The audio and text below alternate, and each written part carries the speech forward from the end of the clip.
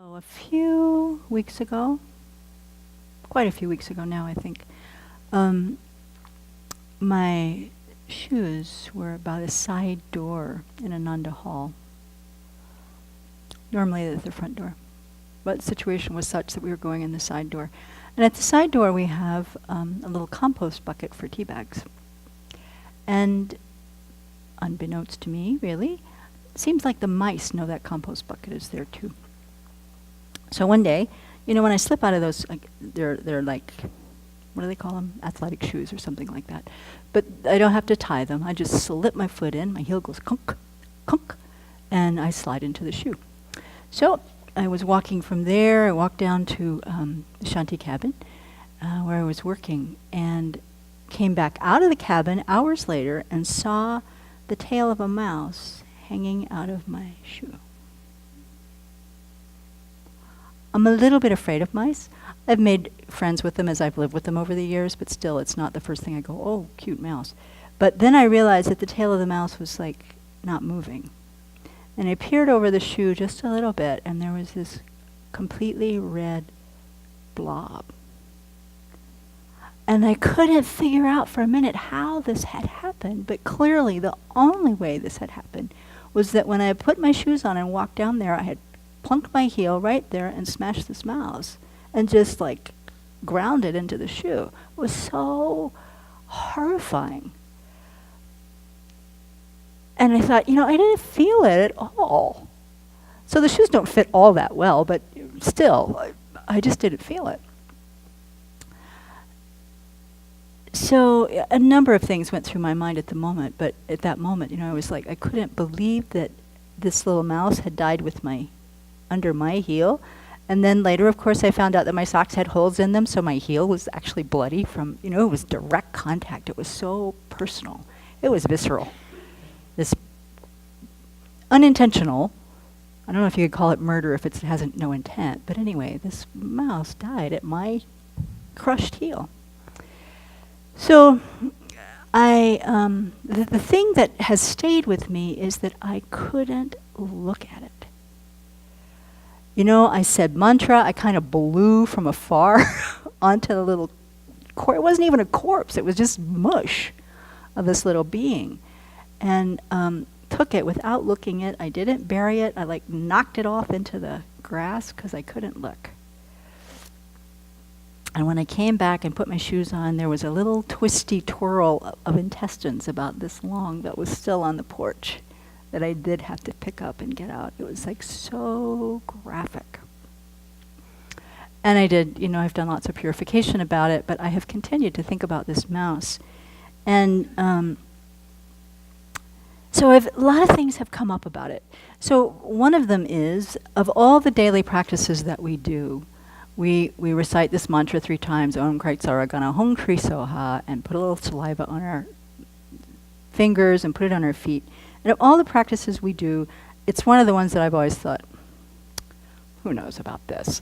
The statement is that when we do that, the beings that die beneath our feet are reborn in the God realm of the 33, where they can hear the teachings. So for the first time after all these years of doing that practice with that little doubt in my mind, just about every morning, I was so glad, so happy to have done that practice that morning, and really hope that it's true. But the other thing that I've continued to think about is how come I couldn't look?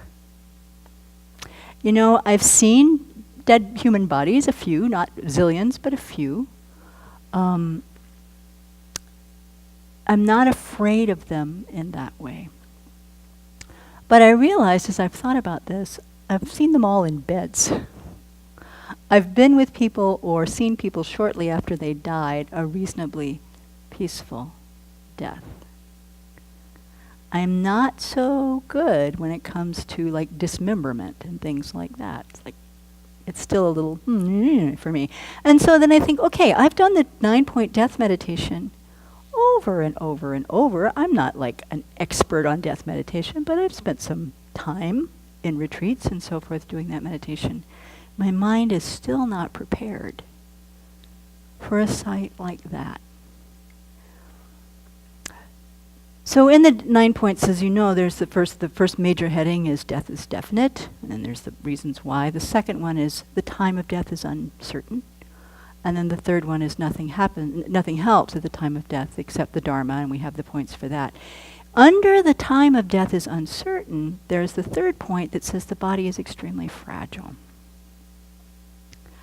And of course I've thought that one too, but what I realized is I need to spend some time meditating on the fact that the mode of death is uncertain.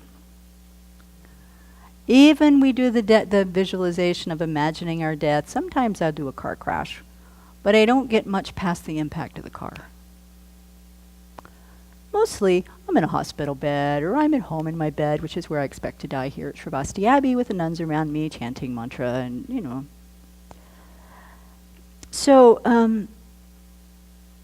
So anyway, this has caused me to think quite a bit. And then recently, a friend of mine gave me this book. She said, I think you'll like this. It's called The Coffin Man. Coffin Man, as in coffin. It's by Shinman Aoki. It was originally written in Japanese. And it's the diary of a man who kind of failed in his early career. He doesn't talk about this, but he became what was known in Japan as a coffin man. We may be calling him a mortician. But he would be called to the homes to prepare the bodies to be buried. And he, it's kind of a shameful career, so he has to deal with that from his family. But he's a, I don't know if he starts out as a Buddhist, but he is a Buddhist. He ends up it's a Pure Land Buddhist, so he's coming from the Pure Land perspective. But he has a very, very beautiful way of thinking about death and what he has learned from his work of bathing all kinds of bodies and putting them in the box. And he becomes kind of a specialist as he gets more from his Buddhist perspective and also from a very poetic perspective. He becomes kind of a specialist. They really call him when there are problems. And he talks about how in the old days, he started in the 60s, in the old days especially, he would be called out to the rural areas of Japan where the old farm folks would die. And he'd say they were already so bent that they couldn't lie in a coffin. The best word to describe the corpses of these old farm folks is dried up remains. They look like the dried up shells, the chrysalis from which the cicada had fled. But with the economic advances of the country, people don't look like that anymore. Now, he said, mostly they go and they're, he said invariably, they don't grow thin like dead trees anymore, but they're filled with IV transfusions, making it possible for them to be filled with nutrition so they no longer die in that extremely emaciated state. Now, he says, the corpses leave the hospital all plumped up, with their arms blackened painfully by needle marks made by transfusions, and sometimes still dangling the catheters. It's a vivid image, isn't it?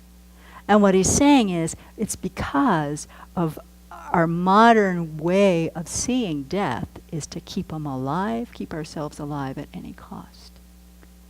And in so doing, we've had talks here, we've talked and probably had this experience of friends, that in so doing that, in our denial of this inevitable, death is certain, activity, we miss the opportunity for people to actually experience their death. So here's the part that really most seemed relevant to my experience with the mouse.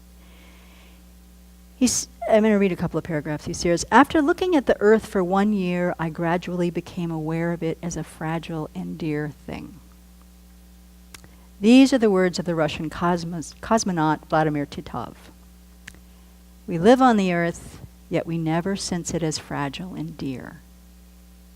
But if we're able to shift our perspective to see it from outer space, then we would be able to sense the earth and be aware of it as such.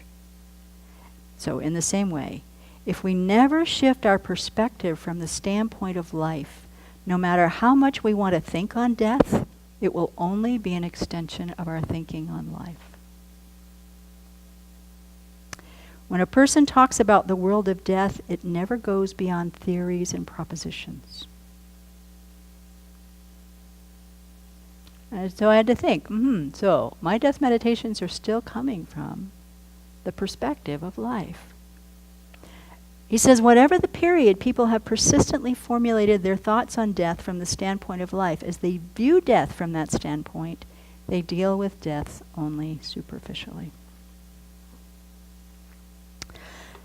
So, why does this matter? As Buddhists, we know that being prepared for death, thinking about death matters, it's crucial. It's one of the earliest meditations that we learn.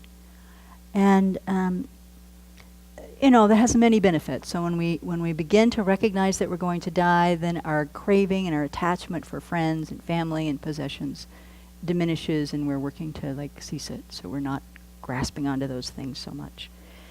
It makes us naturally want to take advantage of the opportunity that we have now, to really use our life well when we're aware of that, to create merit. We're aware that we have a limited amount of time to really engage in virtuous activities and transform our mind.